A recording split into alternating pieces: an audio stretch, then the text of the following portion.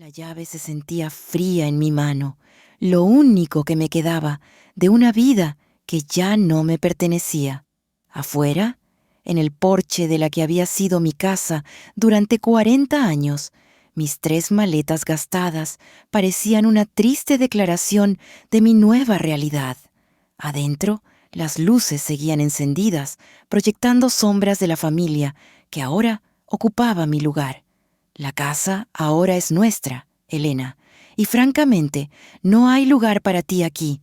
La voz de Sofía, mi nuera, era tan afilada como el cristal roto.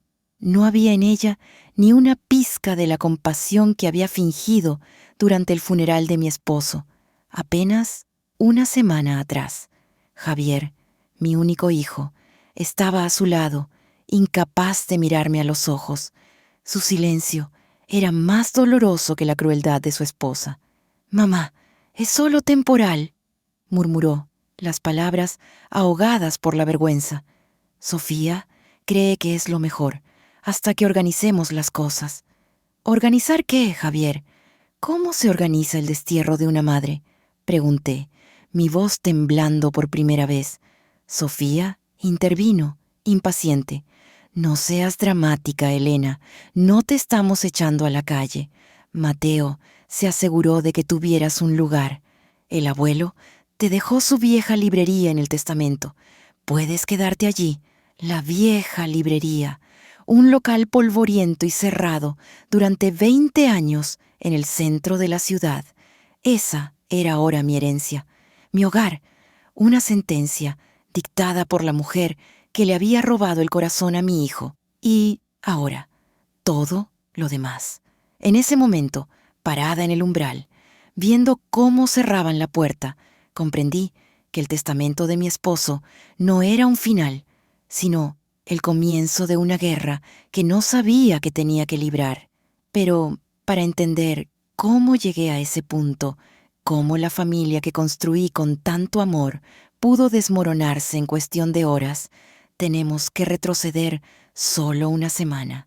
Una semana antes, yo era Elena, la amada esposa de Mateo, un hombre brillante y reservado que había construido un pequeño imperio inmobiliario desde cero.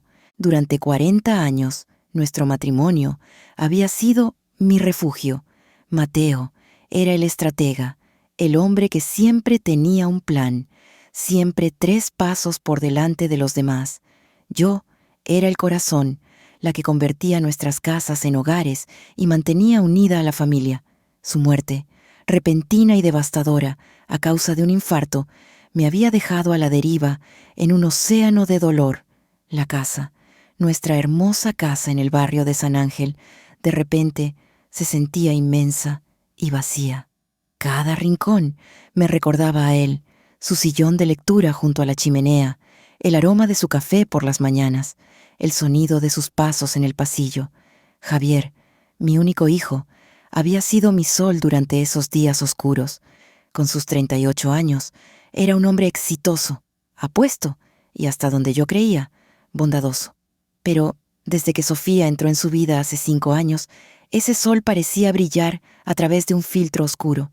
Sofía era perfecta, casi demasiado, hermosa, elegante, con una carrera en marketing y una sonrisa que nunca llegaba a sus ojos. Desde el principio sentí una frialdad en ella, una ambición calculadora que me inquietaba. Pero Javier estaba ciego de amor y, por el bien de mi hijo, intenté quererla, intenté ver en ella lo que él veía. Los días posteriores al funeral fueron extraños. Sofía, en lugar de consolar a su esposo y a su suegra, parecía más preocupada por la logística. Hacía llamadas a abogados y contadores. Su voz era un susurro eficiente mientras organizaba los papeles de Mateo. «Tenemos que empezar a pensar en qué hacer con las cosas de Mateo», me dijo una tarde, mientras yo miraba un viejo álbum de fotos. Su colección de relojes, por ejemplo, ocupa mucho espacio y, francamente, es dinero muerto. La miré, sorprendida por su falta de tacto. «Sofía, tu suegro acaba de morir. podemos esperar al menos a que pase el luto antes de vender sus pertenencias. Ella suspiró, como si yo fuera una niña que no entendía las cosas importantes. Elena, el luto no paga las cuentas. Hay que ser prácticos. Javier, que entraba en la habitación en ese momento, escuchó la conversación. Vi un destello de incomodidad en su rostro, pero rápidamente se desvaneció. Mamá, Sofía tiene razón. Hay que ser prácticos. Papá nos lo enseñó. Me sentí traicionada por mi propio hijo. Mateo, nunca habría puesto la practicidad por encima del respeto y el amor. La tensión creció en los días previos a la lectura del testamento.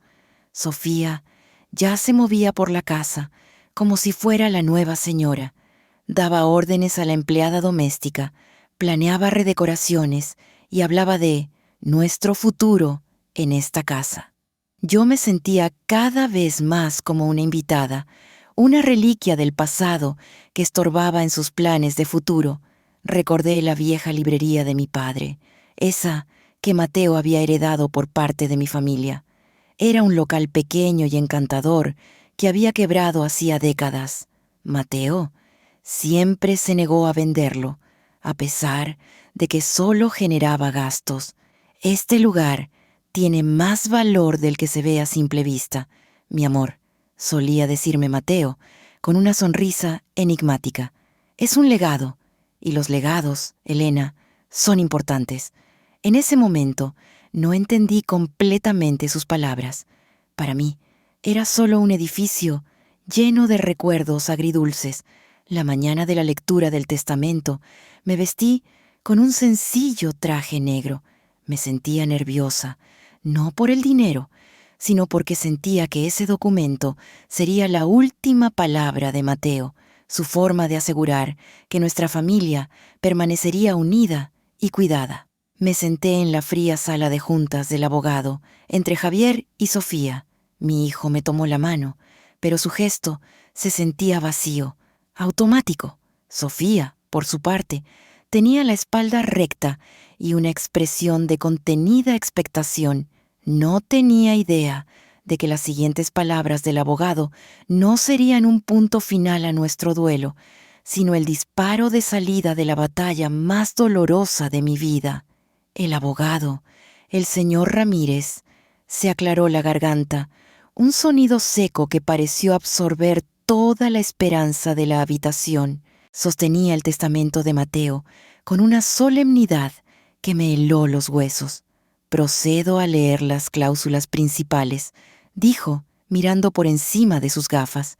Primero, dejo a mi único hijo, Javier, la totalidad de mis bienes, incluyendo la propiedad residencial en San Ángel, todas las cuentas bancarias e inversiones, con un valor total aproximado de 80 millones de pesos. 80 millones. La cifra flotó en el aire, irreal. Miré a Javier, esperando ver sorpresa, pero solo vi una estudiada neutralidad. Sofía, a su lado, inspiró profundamente, un sonido casi inaudible de pura victoria. Dichos bienes, continuó el abogado, serán administrados en conjunto con su esposa, Sofía, para asegurar el bienestar futuro de su familia. Sentí un nudo en el estómago. Administrados con Sofía, Mateo nunca confió plenamente en el juicio financiero de Sofía. Esto no tenía sentido. Finalmente, dijo Ramírez, y yo me incliné hacia adelante, esperando la cláusula que lo explicaría todo, la parte que me aseguraría mi lugar, mi seguridad. A mi amada esposa, Elena, con quien compartí 40 años de amor incondicional, le lego la propiedad comercial familiar, ubicada en la calle de Donceles, conocida como Librería El Laberinto, junto con todo su contenido. El silencio que siguió fue más pesado que cualquier palabra. La librería, la vieja y ruinosa librería de mi padre, esa era mi parte, un edificio que no había generado ingresos en 20 años. ¿Eso es todo?, susurré. las palabras apenas saliendo de mi garganta. Los términos son muy claros, señora, respondió el abogado, con una pizca de lástima en su voz. Sofía puso una mano sobre la mía, un gesto que pretendía ser de consuelo, pero que se sintió como el toque de una araña. No te preocupes, Elena. Javier y yo nos aseguraremos de que no te falte nada. El viaje de regreso a casa fue una tortura silenciosa. Yo miraba por la ventana, viendo pasar una ciudad que de repente me parecía extraña y hostil. Javier conducía, sus nudillos blancos apretando el volante. Sofía tarareaba una melodía suave, la imagen misma de la satisfacción. Apenas entramos en la casa, la farsa de Sofía se derrumbó. Dejó su bolso de diseñador sobre la mesa del comedor y se giró con un aire de autoridad. Javier y yo nos mudaremos a la habitación principal este fin de semana. Es más espaciosa y tiene mejor luz, anunció, como si estuviera discutiendo el menú de la cena.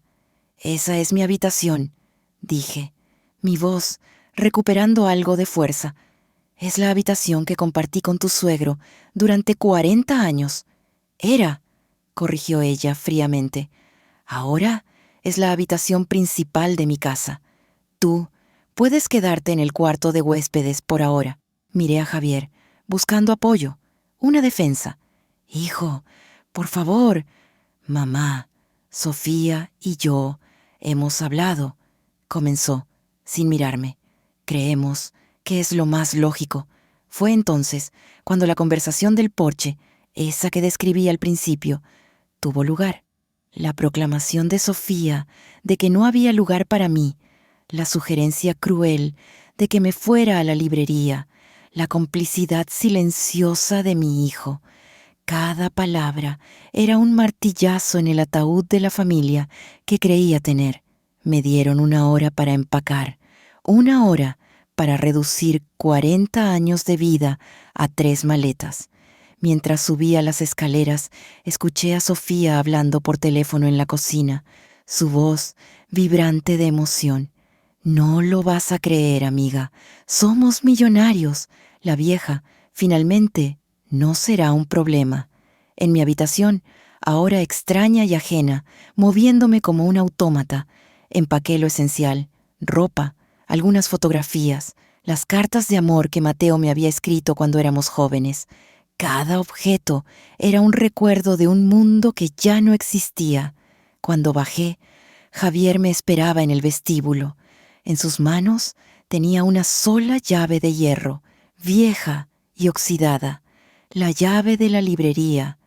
Mamá, yo... intentó decir algo, pero las palabras no salieron. No dije nada. Tomé la llave, salí de la casa sin mirar atrás y me subí a mi viejo auto. Mientras conducía hacia el centro de la ciudad, hacia mi nuevo hogar, las lágrimas que había contenido finalmente comenzaron a caer. La librería, el laberinto, era aún más desoladora de lo que recordaba. El letrero de madera estaba podrido, el escaparate cubierto por una gruesa capa de polvo y mugre. La puerta se abrió con un chirrido quejumbroso. El interior olía a papel viejo, a humedad y a olvido. Montañas de libros se inclinaban peligrosamente en estanterías deformadas. El suelo estaba cubierto de polvo y telarañas. Arriba, en la pequeña vivienda donde mi padre había vivido sus últimos años, la situación era aún peor. Una cama con un colchón hundido, una pequeña cocina con electrodomésticos de hacía 50 años y un baño con grifos que goteaban. No había calefacción y el frío de la noche de otoño ya se filtraba por las grietas de las ventanas. Esa noche, sentada en el borde de esa cama polvorienta, envuelta en mi abrigo, me sentí completamente sola y derrotada. La crueldad de Sofía era una cosa, pero la traición de Javier, su disposición a sacrificar a su propia madre por la comodidad y el dinero, era una herida que no sabía si alguna vez sanaría. El testamento no tenía sentido. Mateo me amaba. Él nunca me habría hecho esto, nunca me habría dejado tan vulnerable, a merced de la crueldad de Sofía, a menos que esto no fuera el final, a menos que, de alguna manera, esto fuera parte de uno de sus planes. Pero mientras el polvo se asentaba a mi alrededor, una de las últimas frases de Mateo resonó en mi mente, una que había dicho hacía años sobre esta misma librería. Los legados, Elena, son importantes. En ese momento, en la oscuridad y el frío, no sabía qué significaba, pero esa frase se convirtió en la única y diminuta chispa de esperanza a la que podía aferrarme. Los primeros días en la librería fueron un borrón de frío y miseria. El polvo, acumulado durante 20 años, parecía haberse fusionado con el aire, haciendo que cada respiración fuera pesada. Por la noche, el silencio del viejo edificio era casi absoluto, roto solo por el crujido de la madera y el distante lamento de las sirenas en la ciudad. Sobreviví gracias a la amabilidad de extraños. El panadero de la esquina me regalaba el pan del día anterior y la dueña de un pequeño restaurante me daba un plato de sopa caliente a cambio de barrer su acera. Cada día era una batalla contra la desesperación. La imagen de la sonrisa triunfante de Sofía y la mirada avergonzada de Javier me perseguían. Me sentía despojada, no solo de mi hogar y mi dinero, sino de mi identidad. Era una viuda sin nada, una madre abandonada, una mujer invisible. Fue al quinto día, mientras miraba mi reflejo en un trozo de espejo roto, pálida y más delgada, cuando algo dentro de mí se rebeló. No podía permitir que me destruyeran. Mateo no lo habría querido. Decidí que si este iba a ser mi dominio, al menos sería uno limpio. Comencé una limpieza exhaustiva, no por esperanza, sino por pura necesidad de hacer algo, de imponer un mínimo de orden en el caos de mi vida. Barrí pisos, limpié estanterías y empecé a organizar los miles de libros que yacían en pilas desordenadas. Fue un trabajo agotador que me llevó varios días, pero con cada estante limpio y cada pila de libros ordenada, sentía que recuperaba una pequeña parte de mí misma. Fue mientras limpiaba el viejo escritorio de roble de mi padre, en la trastienda, que mi vida cambió por segunda vez en menos de un mes. El escritorio estaba lleno de viejas facturas y papeles sin valor. Mientras vaciaba el último cajón, mis dedos tropezaron con algo pegado en la parte inferior. Era un pequeño objeto de metal, un abrecartas con un diseño extrañamente familiar. Tenía un mango de plata intrincadamente tallado, con un patrón de hojas de acanto entrelazadas. Lo sostuve en mi mano y mi corazón dio un vuelco. Ese diseño lo conocía. Corrí escaleras arriba hacia mis maletas. Rebusqué hasta encontrar una pequeña caja de madera que Mateo me había regalado en nuestro 10º aniversario. Era una caja donde yo guardaba sus cartas de amor. La caja también estaba tallada, un trabajo que Mateo había hecho él mismo, y en una de las esquinas, casi oculto, estaba el mismo patrón de hojas de acanto. Siempre había pensado que era solo un adorno, pero ahora, con el abrecartas en la mano, me di cuenta de algo. La punta del abrecartas no era afilada, tenía una forma extraña, como una llave. Con el corazón latiendo desbocado, inserté la punta del abrecartas en el centro de la talla de la caja. Encajó perfectamente.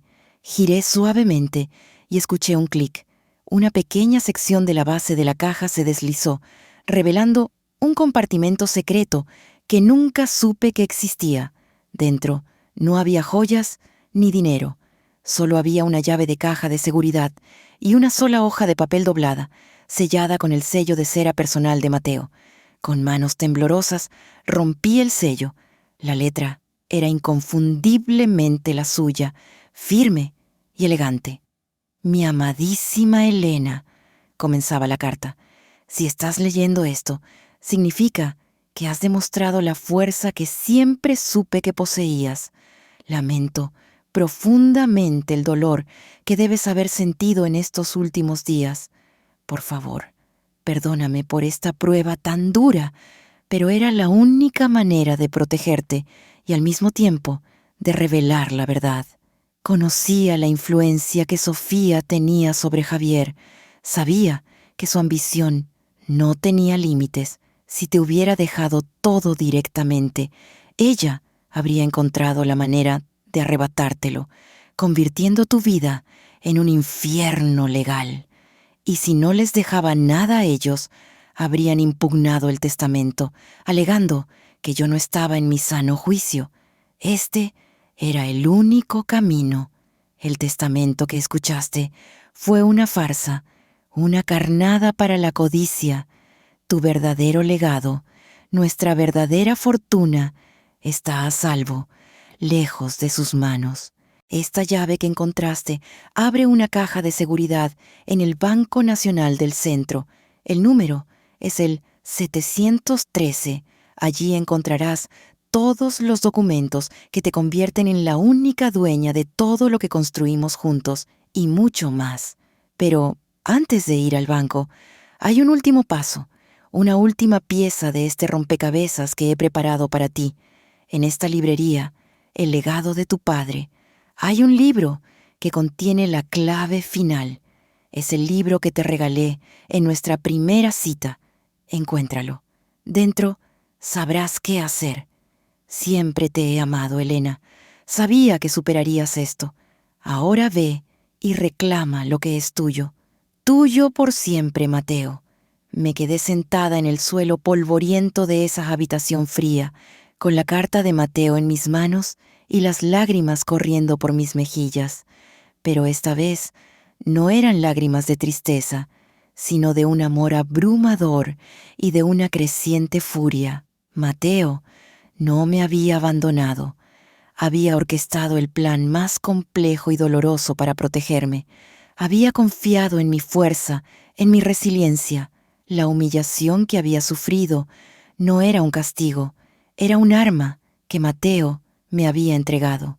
Me puse de pie, mi espalda ya no encorvada por el peso del dolor, sino erguida con un nuevo propósito. Miré a mi alrededor, a las estanterías llenas de miles de libros. En algún lugar de este laberinto de papel y polvo se encontraba la clave de mi futuro, y yo la iba a encontrar. La guerra no había terminado. De hecho, acababa de empezar. Con la carta de Mateo en el corazón y la llave de la caja fuerte en el bolsillo, me enfrenté a mi primera misión: encontrar un libro entre miles. La librería, el laberinto, hacía honor a su nombre. Era un caos de pasillos estrechos y estanterías que se elevaban hasta el techo, repletas de volúmenes olvidados. El libro que Mateo me había regalado en nuestra primera cita hacía más de 40 años. ¿Cómo recordarlo? Cerré los ojos y me transporté a esa tarde de primavera. Éramos jóvenes, llenos de sueños. Fuimos a una pequeña feria del libro en Coyoacán. Recuerdo el libro perfectamente. Tenía una cubierta de cuero verde oscuro y el título en letras doradas. Era una edición antigua de El Conde de Montecristo, de Alejandro Dumas. Una historia sobre paciencia, secretos y una justicia que tarda, pero siempre llega. Me había dicho Mateo al regalármelo. Como nosotros, Elena, nuestro amor es un tesoro que el mundo aún no ve. Con ese recuerdo como brújula, comencé la búsqueda. Durante 3 días me convertí en una arqueóloga de mi propio pasado. Luché contra el polvo, las telarañas y el desorden. Cada libro que movía levantaba una nube de historia y olvido. Revisé sección por sección, novelas, poesía, historia. La tarea parecía imposible. Al tercer día, cuando mis esperanzas comenzaban a flaquear, la encontré. Estaba en la sección de clásicos franceses, mal colocada entre dos tomos de Víctor Hugo. La cubierta de cuero verde estaba descolorida por el tiempo, pero las letras doradas aún brillaban débilmente. El Conde de Montecristo. Con manos temblorosas, abrí el libro. No había nada entre las primeras páginas. Mi corazón se encogió. Me habría equivocado. Seguí pasando las páginas hasta llegar al centro del libro. Allí, en el capítulo que describe el descubrimiento del tesoro en la isla de Montecristo, había un sobre delgado, cuidadosamente insertado. Dentro, una segunda carta de Mateo. Esta vez, su letra era más rápida, más pragmática. Era la letra del estratega, no del esposo enamorado. Mi inteligente Elena, comenzaba, sabía que lo encontrarías. Si estás leyendo esto, has pasado la primera parte de la prueba. Ahora empieza el verdadero trabajo. La llave que tienes abre la caja 713 en el Banco Nacional. Dentro están todos los documentos legales que anulan el primer testamento y te nombran a ti como la única y universal heredera de todos mis bienes. Eres, legalmente, dueña de todo. Pero la palabra estaba subrayada 3 veces. No vayas al banco todavía. Este es el error que Sofía esperaría que cometieras. Si revelas tu posición ahora, ella y Javier simplemente cambiarán de táctica. Te acusarán de fraude, dirán que los documentos son falsos, te arrastrarán por un infierno judicial durante años. Necesitamos que ellos mismos se destruyan. La codicia es un veneno que actúa lentamente. Dales tiempo, dales el dinero y el poder que creen tener. Verás cómo lo usan, cómo se revelan sus verdaderas naturalezas. Javier es débil, pero no es malo. Sofía, sin embargo, es peligrosa. Ella cometerá errores y nosotros estaremos esperando. Para ello, necesitas ojos y oídos. No puedes hacerlo sola. En el reverso de esta carta encontrarás el nombre y el número de un hombre llamado Ricardo Morales. Es un investigador privado, el mejor de la ciudad. Era un viejo amigo mío. Le conté mis sospechas sobre Sofía hace meses y le dejé un fondo preparado para que trabajara para ti. Él ya está al tanto de la situación. Llámalo. Él será tus ojos y oídos. Ten paciencia, mi amor. Reúne pruebas. Espera el momento perfecto. La justicia, como aprendió nuestro amigo Edmond Dantes, es un plato que se sirve frío. Confío en ti. Tuyo, siempre, Mateo. Le di la vuelta a la carta. Allí estaba, Ricardo Morales, investigaciones privadas y un número de teléfono. Mateo no había dejado nada al azar. Había orquestado una contraofensiva póstuma. Esa misma tarde, usando un viejo teléfono público a 3 calles de la librería, hice la llamada. Una voz grave y profesional respondió al segundo timbre. Investigaciones Morales. Busco al señor Ricardo Morales. Le llama Elena, de parte de Mateo. Hubo un silencio al otro lado de la línea. Luego, la voz se suavizó. Señora Elena, la estaba esperando. Lamento mucho su pérdida. Mateo era un gran hombre. Gracias, señor Morales. Él me dijo que usted podría ayudarme. Estoy a su completa disposición. Su esposo fue muy claro con sus instrucciones y muy generoso con los recursos que dejó para esta contingencia. ¿Cuándo nos podemos ver? Nos reunimos al día siguiente en una pequeña cafetería discreta, lejos del centro. Morales era un hombre de unos 60 años, con cabello canoso y una mirada tranquila que parecía verlo todo. Irradiaba una calma profesional que me tranquilizó de inmediato. Le conté todo: el testamento, la crueldad de Sofía, la complicidad de Javier, mi exilio en la librería. Él escuchó sin interrumpir, asintiendo de vez en cuando. Cuando terminé, abrió un delgado maletín. Mateo, Sospechaba que algo así podría pasar. Estaba muy preocupado por la influencia de Sofía sobre Javier. Me pidió que hiciera una investigación preliminar sobre ella hace 6 meses. ¿Y qué encontró?, pregunté, conteniendo el aliento. Morales me tendió una carpeta. Su nuera tiene un gusto por el lujo que excede con creces los ingresos de su hijo y tiene deudas de tarjetas de crédito considerables que ha estado ocultando a Javier. Mateo temía que, al recibir la herencia, su primer instinto sería gastar sin control y asegurarse una posición de poder. Las palabras de Morales confirmaron los peores temores de Mateo y los míos. «¿Qué necesita que haga, señora?», preguntó. «Quiero que los vigile», dije, mi voz firme, desprovista de cualquier temblor. «Quiero saber cada peso que gastan, cada movimiento que hacen. Quiero saber si Sofía tiene secretos. Quiero estar preparada». «Considere lo hecho», dijo Morales, cerrando su maletín. Salí de esa cafetería sintiendo un poder que nunca antes había conocido. Regresé a la librería, pero ya no la veía como una prisión polvorienta. La veía como mi cuartel general, mi fortaleza. El conde de Montecristo se había escondido en el castillo de If antes de reclamar su fortuna. Yo tenía mi propio laberinto. Sofía y Javier pensaban que me habían derrotado, que me habían relegado al olvido. No tenían idea de que yo, la dócil y silenciosa Elena, ahora tenía un plan, un aliado y la paciencia de una mujer que no tenía nada que perder y un legado que reclamar.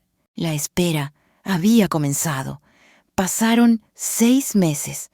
Para el mundo, yo era la pobre viuda Elena, viviendo una vida austera y solitaria en mi ruinosa librería. Mantenía mi papel a la perfección. Saludaba a los vecinos con una sonrisa triste. Aceptaba con gratitud la ocasional bolsa de fruta que me regalaban y pasaba mis días leyendo los libros que ahora eran mi única compañía. Pero cada viernes por la tarde, mi verdadera vida comenzaba. Ricardo Morales, mi investigador, me entregaba un sobre marrón con su reporte semanal. Esos reportes eran la crónica detallada de un predecible desastre.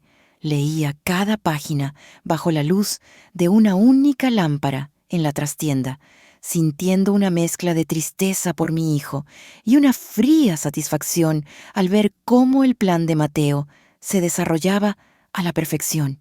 El primer reporte, un mes después del testamento, confirmó mis peores temores. Javier y Sofía habían liquidado una porción significativa de las acciones heredadas. Sofía había realizado compras por un total de 1.200.000 pesos en boutiques de lujo y joyerías y había adquirido un Mercedes-Benz nuevo, registrado a su nombre. Habían contratado a un diseñador de interiores para una remodelación completa de la casa que costaría 3 millones de pesos. 3 meses después, la situación era aún más clara. Javier, bajo la insistencia de Sofía, había invertido 15 millones de pesos en un fondo de inversión de alto riesgo. Morales anotó en su reporte que el promotor de dicho fondo tenía un historial de estafas. El personal doméstico reportaba discusiones frecuentes sobre gastos. Javier parecía ansioso. Sofía, despectiva. Y lo más alarmante, Sofía había comenzado a realizar transferencias a una cuenta bancaria personal secreta que Javier desconocía. La revelación más oscura llegó en el reporte del 5.º mes. Morales había investigado el pasado de Sofía y había encontrado un matrimonio anterior con un empresario acaudalado, quien falleció de un ataque al corazón en circunstancias no del todo claras. Sofía no heredó nada debido a un acuerdo prenupcial. Se establecía un patrón de comportamiento. Morales También descubrió que Sofía se había reunido en secreto con un abogado especializado en divorcios. Su plan era evidente. Planeaba asegurar la mayor cantidad de activos a su nombre para luego separarse de Javier. Mi pobre hijo no era solo una víctima de la codicia de su esposa, era un mero instrumento en el plan de ella para enriquecerse y luego desecharlo. La señal que había estado esperando llegó la semana pasada. El reporte de Morales fue breve y contundente. El fondo de inversión había colapsado con una pérdida de 12 millones. Estaban en graves problemas de liquidez y habían solicitado un préstamo hipotecario por 10 millones de pesos usando la casa de San Ángel como garantía. Ahí estaba, el error fatal. Habían hipotecado una propiedad que, según el verdadero testamento, no les pertenecía. Habían cometido fraude. Era el momento de actuar. Llamé a Morales. Ricardo, necesito el nombre de un abogado. El mejor. Alguien implacable. Me recomendó a Isabela Ríos, una mujer conocida en el foro como el tiburón de acero. En nuestra reunión le presenté mi historia y los reportes de Morales. Señora Elena, dijo al terminar de leer, no solo tenemos un caso sólido para recuperar sus bienes, tenemos un caso de fraude, malversación y conspiración. Podemos destruirlos. No quiero destruirlos, respondí. Quiero recuperar lo que es mío y darle una lección a mi hijo. Entendido, dijo con una media sonrisa. Una lección, entonces. ¿Cuál es el primer paso? Mi plan era simple. Tenía que atraerlos a mi territorio, a mi laberinto. Esa tarde llamé a Javier. Usé la voz más frágil y temblorosa que pude fingir. Javier, hijo, soy yo, tu madre. Hubo una pausa incómoda. ¿Mamá? ¿Estás bien? No, mi niño, no estoy bien. Las cosas aquí son muy difíciles. El dinero se acabó y no sé qué hacer. ¿Podrían tú y Sofía venir a verme? Necesito hablar con ustedes. Pude casi escuchar la sonrisa de suficiencia de Sofía a través del teléfono. Una visita para ver a la pobre madre suplicar. No podrían resistirse. Claro, mamá. Iremos mañana por la tarde, dijo Javier. Al día siguiente, preparé el escenario. La trastienda de la librería, usualmente desordenada, estaba ahora impecable. En el centro, el viejo escritorio de roble de mi padre. Sobre él, una sola taza de té y una pequeña pila de libros. Coloqué 2 sillas frente al escritorio, como si fuera una oficina. Estaba vestida con ropa sencilla, la misma que había usado durante los últimos 6 meses. Parecía la viva imagen de la derrota. A las 4 en punto, escuché el rugido del motor del Mercedes de Sofía. Miré por la ventana cubierta de polvo y los vi. Javier, con un traje caro, pero con una expresión de cansancio y preocupación. Sofía, radiante en un vestido rojo, bajando del auto como una reina, visitando un barrio pobre. Caminaron hacia la puerta de la librería, sus rostros una mezcla de lástima y fastidio. Sofía le susurró algo a Javier y él soltó una risa incómoda. Abrí la puerta antes de que pudieran tocar. «Pasen, por favor», dije con voz humilde. Entraron, mirando con desdén el ambiente polvoriento. No tenían idea de que acababan de entrar en una trampa cuidadosamente preparada durante 6 meses. No sabían que la mujer frágil que veían frente a ellos era, en ese momento, la persona más rica y poderosa en esa habitación. La justicia, como decía Mateo, estaba a punto de ser servida y se iba a servir muy, muy fría. «Gracias por venir», dije, mi voz sonando tan frágil como me sentía por dentro hacía meses. Les indiqué que tomaran asiento en las sillas que había preparado. Sofía se sentó en el borde de la silla, como si temiera que el polvo del lugar manchara su vestido de seda. Javier se desplomó en la suya, su rostro una máscara de agotamiento. «Mamá, dijiste que era urgente», dijo Javier, su tono a medio camino entre la preocupación y la impaciencia. «¿Qué sucede?» Tomé una respiración temblorosa, interpretando mi papel hasta el final. Como saben, la librería no genera ingresos. He estado viviendo de los pocos ahorros que tenía, pero se han acabado. Quería preguntarles si sería posible que me dieran una pequeña ayuda mensual, algo para lo básico, para la comida, las medicinas. Sofía soltó una risa corta y sin alegría. ¿Una ayuda mensual? Elena, por favor, ¿tienes idea de los gastos que tenemos? La remodelación de la casa, el mantenimiento de los autos, nuestras inversiones. Solo pido lo suficiente para sobrevivir.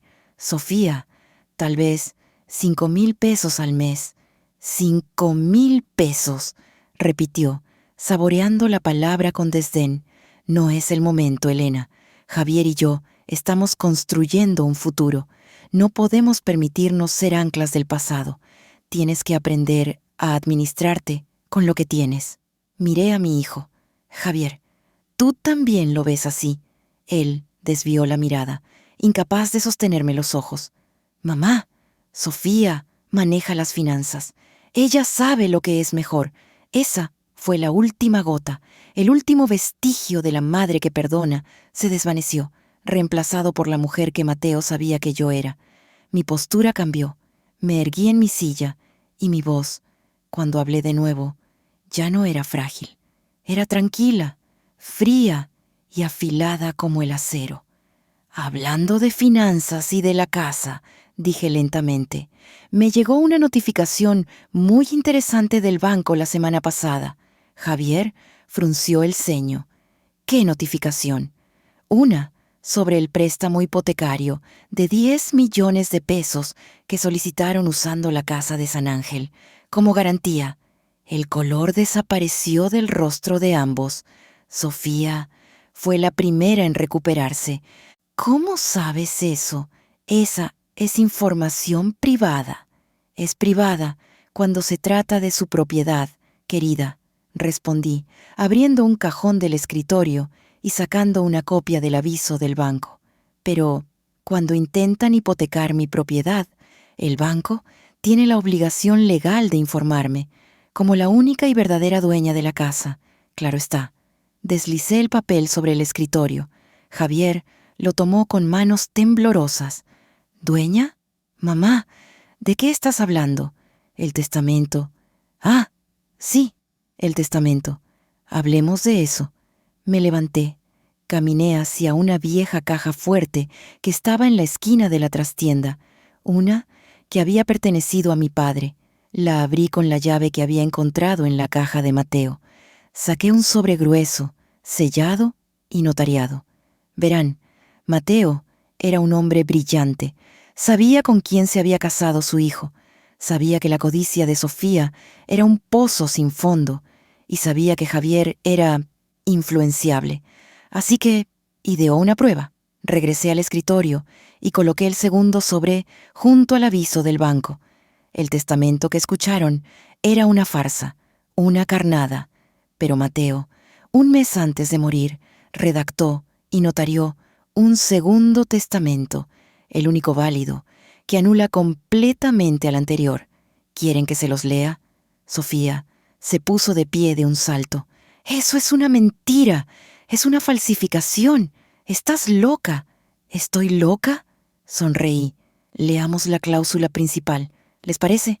Rompí el sello y desdoblé el documento.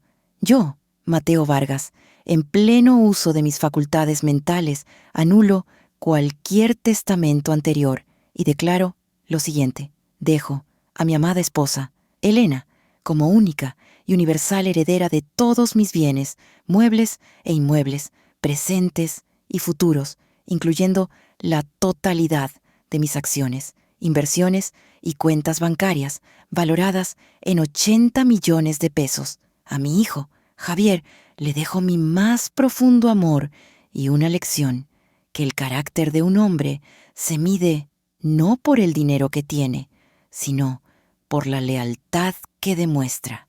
Javier se quedó sin aliento, como si lo hubieran golpeado. Sofía, por otro lado, se puso roja de furia. «No te saldrás con la tuya, vieja bruja. Impugnaremos esto. Te destruiremos en los tribunales». «¿En serio?», pregunté, mi calma contrastando con su histeria. «¿Con qué dinero? Porque verás, he estado muy al tanto de sus actividades». Abrí otro cajón y saqué la carpeta que me había entregado Ricardo Morales. La abrí sobre el escritorio, revelando estados de cuenta, fotografías, reportes. «Sé de la inversión fallida de 15 millones de pesos, Javier. Sé de los autos, las joyas y la ropa, Sofía. Sé del préstamo de 10 millones que ahora deben al banco. Están, si no me equivoco, prácticamente en bancarrota». Javier hundió la cara entre sus manos, emitiendo un sonido ahogado. «¡Tú no sabes nada!», gritó Sofía, desesperada. «Oh, sé más de lo que crees», continué, tomando una de las carpetas. «Sé, por ejemplo, de tu cuenta bancaria secreta, donde has estado desviando dinero. Sé de tus reuniones con el abogado de divorcios. Y sé de tu primer esposo, el señor Alvarado, y de su muy conveniente ataque al corazón».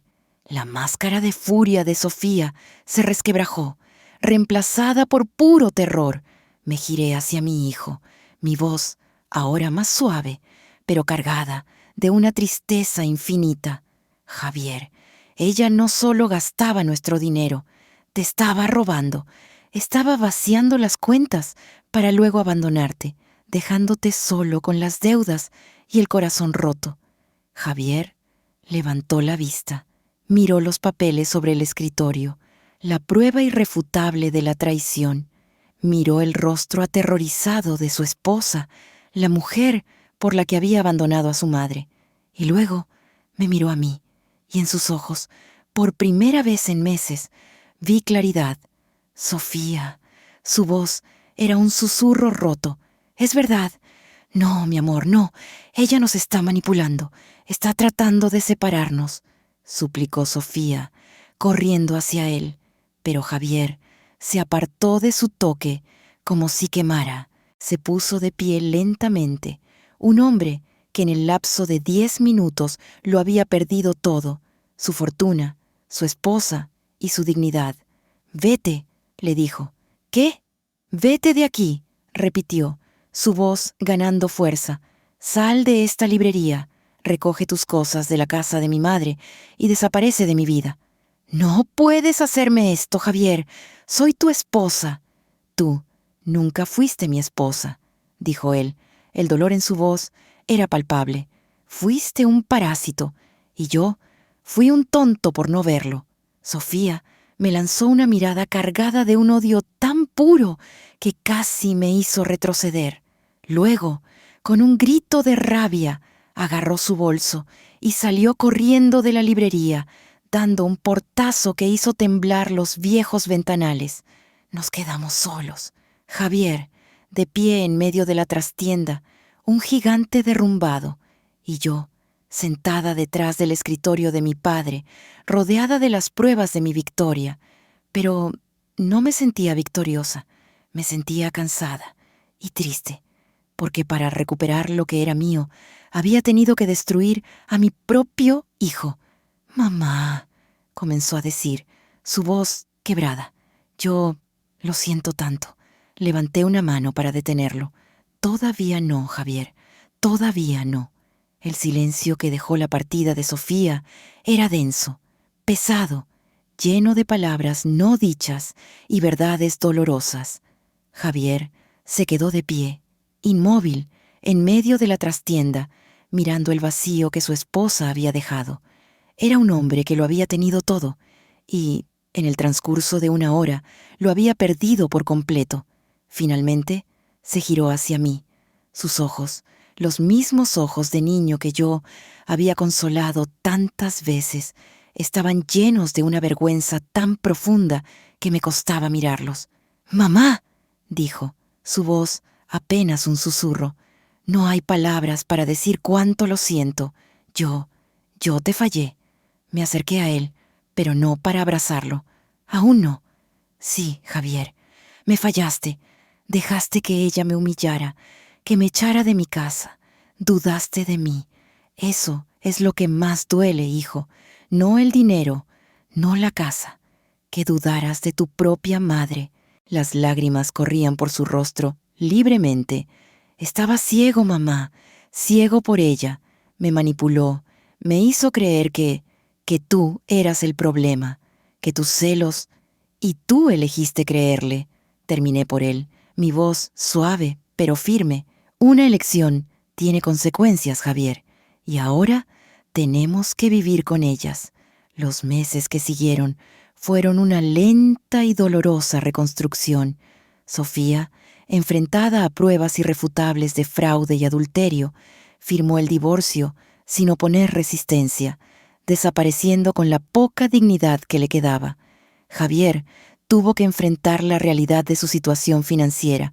Las deudas eran masivas y la mayor parte de la fortuna líquida se había evaporado. Yo, por mi parte, finalmente fui al banco. Con la ayuda de la abogada Ríos, tomé posesión legal de mi herencia. La casa de San Ángel volvió a ser mía y los 80 millones de pesos estaban ahora bajo mi control. Javier esperaba que yo lo echara, que lo dejara a su suerte, como él había hecho conmigo. En cambio, le hice una oferta. «Puedes quedarte en la casa», le dije una tarde, mientras tomábamos un café en la cocina que Sofía había remodelado con mi dinero. «Pero ya no como el dueño, sino como mi hijo, y tendrás que trabajar para recuperar mi confianza». Su primera tarea fue ayudarme a restaurar la librería. Durante 3 meses trabajamos codo con codo. Lijamos estanterías, reparamos el suelo, limpiamos cada rincón polvoriento. Con cada clavo que martillaba y cada libro que colocaba, veía a mi hijo cambiar. La arrogancia que había adquirido se desvaneció, reemplazada por una humildad silenciosa. Hablamos de verdad, por primera vez en años. Me contó cómo Sofía lo había aislado, cómo lo había convencido de que su amor por mí era una debilidad. Y yo le conté el dolor y la soledad que había sentido. Un año después de la muerte de Mateo, la librería El Laberinto reabrió sus puertas. Ya no era un mausoleo polvoriento, sino un lugar vibrante, lleno de luz y de gente. Organicé lecturas de poesía, clubes de lectura, tardes de cuentos para niños. La librería, el legado de mi padre, se convirtió en mi legado, un centro para la comunidad. Javier encontró un trabajo como administrador en una pequeña empresa. Era un sueldo modesto, nada comparado con lo que había tenido, pero por primera vez en su vida se ganaba la vida con su propio esfuerzo. Cada domingo, sin falta, venía a la librería, no por obligación, sino porque se había convertido en nuestro lugar. Se sentaba en el viejo escritorio de mi padre y me ayudaba con las cuentas mientras charlábamos sobre la semana. Una de esas tardes, mientras el sol se ponía y teñía de dorado los lomos de los libros, me preguntó: «Mamá, ¿crees que papá sabía que todo terminaría así?» Miré la foto de Mateo que había colocado sobre la caja registradora. Su sonrisa enigmática parecía tener todas las respuestas. «No lo sé, hijo, pero creo que tu padre no me dejó una fortuna, me dejó algo mucho más valioso». «¿El qué?» «La verdad», respondí. «Me dio la oportunidad de ver la verdad sobre nuestra familia y nos dio la oportunidad de reconstruirla sobre una base de honestidad y respeto, no de dinero». Javier asintió, una paz en sus ojos que no había visto en años. Se levantó y me abrazó, un abrazo real, fuerte, como los que me daba cuando era niño. «Te quiero, mamá». «Yo también te quiero, hijo». Esa noche, después de cerrar la librería, me senté en la trastienda, que ahora era mi pequeña y acogedora oficina. Sostenía en mis manos aquella vieja edición de El Conde de Montecristo. Mateo había tenido razón, la justicia había llegado, pero mi victoria no era la riqueza que ahora poseía, ni la caída de Sofía. Mi verdadero tesoro era ese abrazo, esas 3 palabras sinceras de mi hijo. Había tenido que perder a mi familia para poder recuperarla de verdad. Y ese, me di cuenta, había sido el verdadero y oculto legado de Mateo.